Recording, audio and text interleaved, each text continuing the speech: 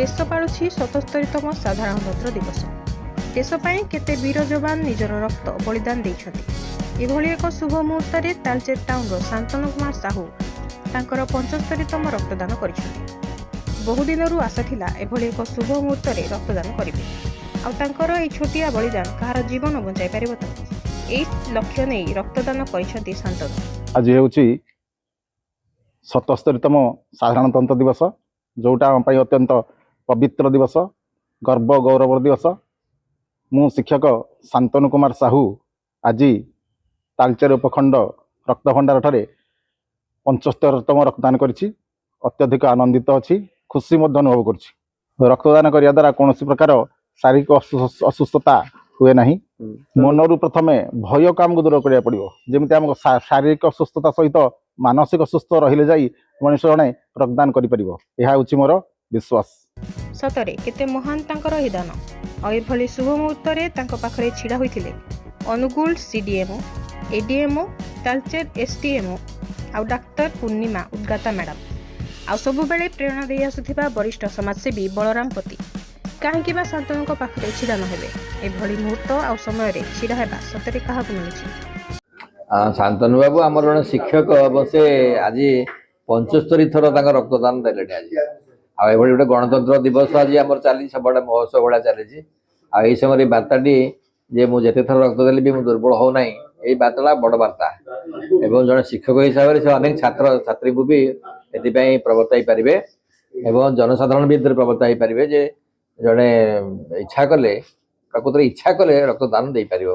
रक्तदान एक महदान जो साधु उद्यम से रखी जारी रखी प्रति मुझे कृतज्ञता ज्ञापन कर धन्यवाद भी दूसरी। तेबे शांतनु जड़े शिक्षक मनरे गर्व अहंकार को दूर करी नियमित व्यवधान रे से रक्तदान करि आछुछन्ति। मनरे से गोटे लक्ष्य सुस्थ थिले समाज को रक्तदान करि आसुथिबि। दिने साहस बांधी कॉलेज समय आरंभ करिथिबा रक्तदान आज एते बाट पर्यंत तांकु टाणी आनिछि। घरे कि बाहरे समस्त शुभेच्छु तांकु प्रेरणा देई आछन्ति। चाहू चाहू 75 थर पूरण हेलानी। आउ आशा रखिछन्ति भगवान सुस्थ रखिथिले आगकू एभली दान करि चलथिबे। तांकर एभली प्रयास को सबु महलर प्रशंसा तो मिलुछि, किंतु तालचेर भली एक शिल्प बहुल जिले में यार आवश्यकता बहुत बेसी। तेणु समस्ते आमे सुस्थ मनुष्य रक्तदान पई आगे आसी महान सेवारे सामिल हेबा उचित। शांतनु हूँ example on the part of the general public and youth mass. कारण है जिनस से 75तम ब्लड आज देला। यंग एंड एनर्जेटिक 45 वर्ष भितर बयस तार हम 75 थर ब्लड दे सारा। समाज ये गोटे हूँ वार्ता जे रक्तदान करूँ जीवन बचातु।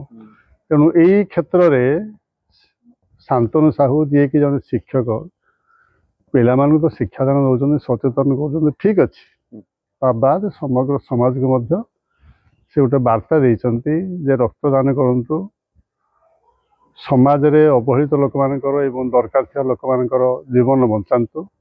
यह द्वारा निजर किसी क्षति हम ना, बरु तुम रक्तदान माध्यम जड़े लोक कि समाज विभिन्न वर्गर लोक जीवन रक्षा करें, समाज सुस्थ ही रहिबो। सतरे शांतनु को भगवान सुस्थ रखंतु आउ से समाज पई भल काम कर चलंतु। यह ही आमर प्रार्थना। आपण मध्य शांतनु को समर्थन करी रक्तदान पई निजको प्रस्तुत करंतु। रक्तदान भली महान दान रे सामिल होंतु। आ एभली भल भल खबर देखिबा पई आम चैनल को फॉलो सह सब्सक्राइब करबा को अनुरोध। आ सब बेले देखतांतु ओडिशा न्यूज सर्विसेज।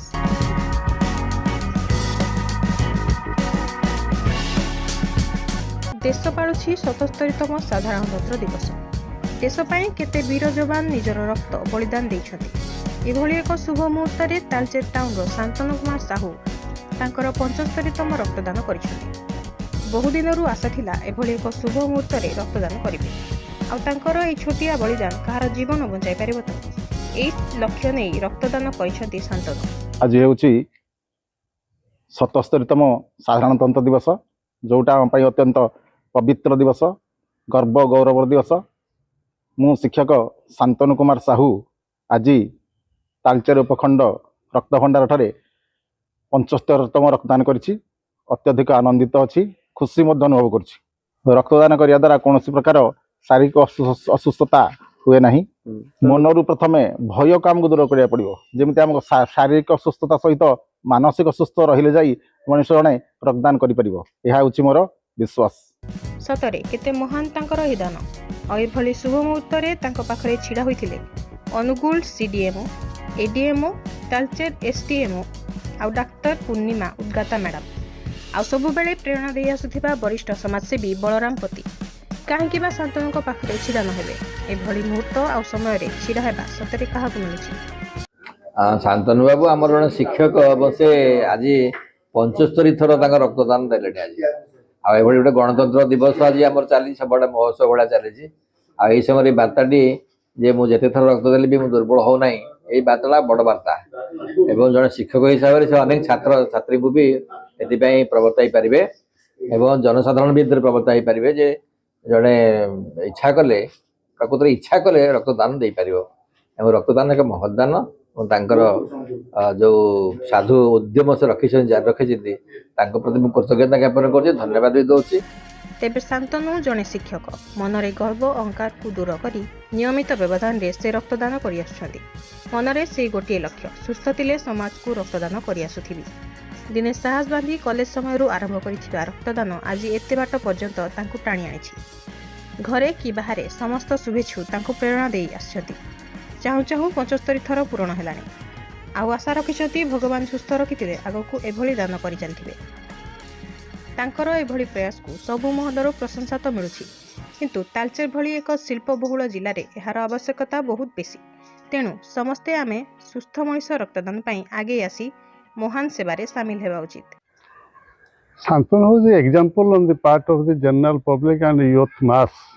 କାରଣ ହେଲା ଜିନିଷ ସେ 75ତମ ବ୍ଲଡ଼ ଆଜି ଦେଲା। ୟଙ୍ଗ ଆଣ୍ଡ ଏନର୍ଜେଟିକ୍ 45 ବର୍ଷ ଭିତରେ ବୟସ ତାର ହେବ, 75 ଥର ବ୍ଲଡ଼ ଦେଇ ସାରିଲାଣି। ସମାଜ ପାଇଁ ଏ ଗୋଟେ ହେଉଛି ବାର୍ତ୍ତା ଯେ ରକ୍ତଦାନ କରନ୍ତୁ, ଜୀବନ ବଞ୍ଚାନ୍ତୁ। ତେଣୁ ଏଇ କ୍ଷେତ୍ରରେ ଶାନ୍ତନୁ ସାହୁ ଯିଏକି ଜଣେ ଶିକ୍ଷକ ପିଲାମାନଙ୍କୁ ତ ଶିକ୍ଷାଦାନ ଦେଉଛନ୍ତି, ସଚେତନ କରୁଛନ୍ତି, ଠିକ୍ ଅଛି। ତା ବାଦ ସମଗ୍ର ସମାଜକୁ ମଧ୍ୟ ସେ ଗୋଟେ ବାର୍ତ୍ତା ଦେଇଛନ୍ତି ଯେ ରକ୍ତଦାନ କରନ୍ତୁ, ସମାଜରେ ଅବହେଳିତ ଲୋକମାନଙ୍କର ଏବଂ ଦରକାର ଥିବା ଲୋକମାନଙ୍କର ଜୀବନ ବଞ୍ଚାନ୍ତୁ। ଏହାଦ୍ୱାରା ନିଜର କିଛି କ୍ଷତି ହେବ ନାହିଁ, ବରଂ ତୁମ ରକ୍ତଦାନ ମାଧ୍ୟମରେ ଜଣେ ଲୋକ କି ସମାଜର ବିଭିନ୍ନ ବର୍ଗର ଲୋକ ତାଙ୍କର ଜୀବନ ରକ୍ଷା କରିପାରିବେ, ସମାଜ ସୁସ୍ଥ ହିଁ ରହିବ। ସତରେ ଶାନ୍ତନୁଙ୍କୁ ଭଗବାନ ସୁସ୍ଥ ରଖନ୍ତୁ, ଆଉ ସେ ସମାଜ ପାଇଁ ଭଲ କାମ କରିଚାଲନ୍ତୁ। ଏହା ହିଁ ଆମର ପ୍ରାର୍ଥନା। ଆପଣ ମଧ୍ୟ ଶାନ୍ତନୁଙ୍କୁ ସମର୍ଥନ କରି ରକ୍ତଦାନ ପାଇଁ ନିଜକୁ ପ୍ରସ୍ତୁତ କରନ୍ତୁ। ରକ୍ତଦାନ ଭଳି ମହାନ ଦାନରେ ସାମିଲ ହୁଅନ୍ତୁ। ଆଉ ଏଭଳି ଭଲ ଭଲ ଖବର ଦେଖିବା ପାଇଁ ଆମ ଚ୍ୟାନେଲକୁ ଫଲୋ ସହ ସବସ୍କ୍ରାଇବ୍ କରିବାକୁ ଅନୁରୋଧ। ଆଉ ସବୁବେଳେ ଦେଖୁଥାନ୍ତୁ ଓଡ଼ିଶା ନ୍ୟୁଜ୍ ସର୍ଭିସେସ୍।